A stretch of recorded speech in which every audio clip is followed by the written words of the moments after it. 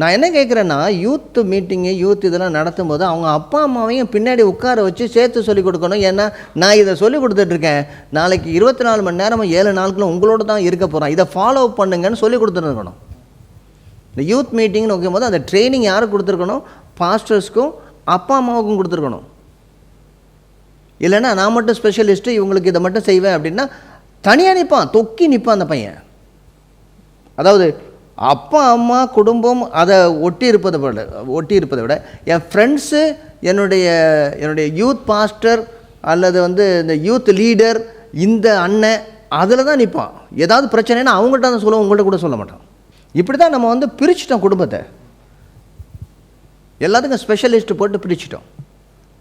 இதெல்லாம் எங்கேருந்து வந்தது? மைண்ட் செட் என்னென்னா, every person is individual, is different. உண்மை. ஆனால் எவ்ரி பர்சன் கேதர் டுகெதர், எல்லாருமே ஒரே குடும்பமாக ஆண்டவர் அமைத்த அந்த அமைப்பை உடைக்கிறதுக்கு உங்களுடைய திறமைகளும் உங்களுக்கு கொடுக்கப்பட்டிருக்கிற தனித்துவமும் ஒன்று கூட்டி வரும்பொழுது எப்படி ஒருவருக்கொருவர் போதித்து புத்தி சொல்லிக்கொண்டு கர்த்தரை இருதயத்தில் பாடுவோங்கிற அந்த நிலைமைக்கு வராமல் எப்படி தனித்தனியாக உட்காந்து சாப்பிடுவோம்? நிறைய நம்ம பேசிகிட்டே இருக்கிறோம். ஆனால் ஆதி அப்போஸ்தலர்கள் சபைகளை திடப்படுத்தும் போது இந்த முழுமையை தான் கொண்டு வந்தார்களே தவிர அவர்கள் துண்டு துண்டாக அவர்கள் கொண்டு வரலை.